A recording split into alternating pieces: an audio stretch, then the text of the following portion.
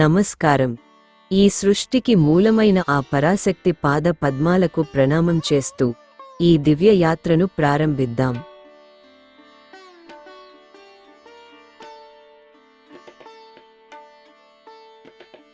చూడండి, ఈ పచ్చని మొలకలు జీవానికి మరియు సమృద్ధికి సాక్ష్యం. నవరాత్రుల వేళ మనం చేసే ఘటస్థాపన వెనుక ఉన్న అంతరార్థం ఏమిటంటే, మన హృదయం అనే మట్టి పాత్రలో భక్తి అనే విత్తనాన్ని నాటితే అది జ్ఞానమనే పచ్చని మొలకలుగా మారుతుందని. ప్రకృతి ఒడిలో వెలసిన ఈ దివ్యక్షేత్రం చూడండి. సూర్యాస్తమయ వేళ ఆకాశం రంగులు మారుతుంటే ఆ ఆలయ దృశ్యం మనస్సుకి ఎంతో ప్రశాంతతను ఇస్తుంది.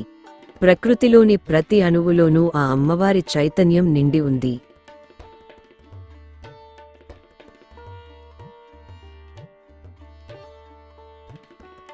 అమ్మవారు ఇక్కడ అష్టభుజాలతో దర్శనమిస్తున్నారు.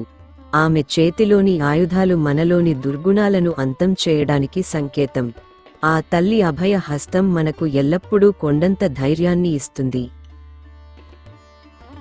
దుష్ట శిక్షణ చేసే దుర్గమ్మ శౌర్యం, చదువులనిచ్చే సరస్వతి జ్ఞానం. ఈ ముగ్గురు అమ్మవార్లు వేరైనా ఆ శక్తి తత్వమంతా ఒక్కటే.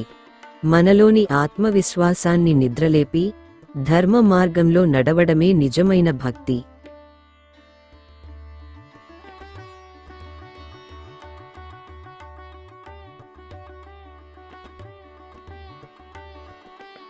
పూజలో వాడే కొబ్బరికాయ మన అహంకారానికి గుర్తు.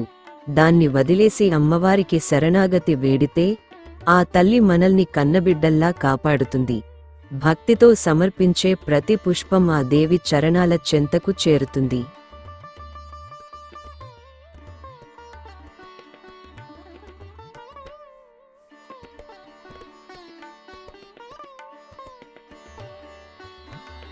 దుర్గామాత ధైర్యానికి నిదర్శనం. వీడియోలో మనం చూస్తున్నట్లుగా సింహవాహిని అయి అష్టభుజాలతో అలరారుతున్న దుర్గామాత దుష్టశిక్షణ కోసం అవతరించింది.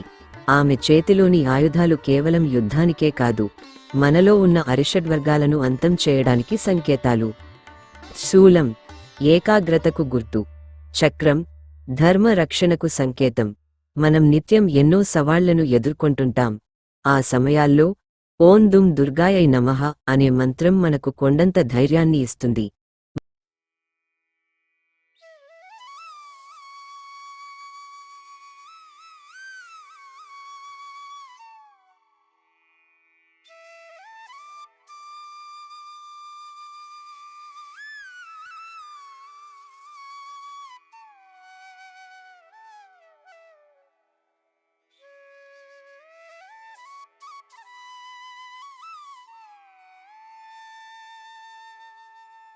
సర్వమంగళ మాంగళ్యే శివే సర్వార్థ సాధికే శరణ్యే త్ర్యంబకే గౌరీ నారాయణి నమోస్తుతే.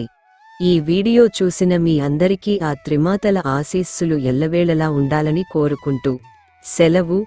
జై మాతాదీ. ఇటువంటి అరుదైన దర్శనాలు వీడియోల కోసం మన D9014 ఛానల్ సబ్స్క్రైబ్ చేయండి. అలాగే లైక్ చేయండి.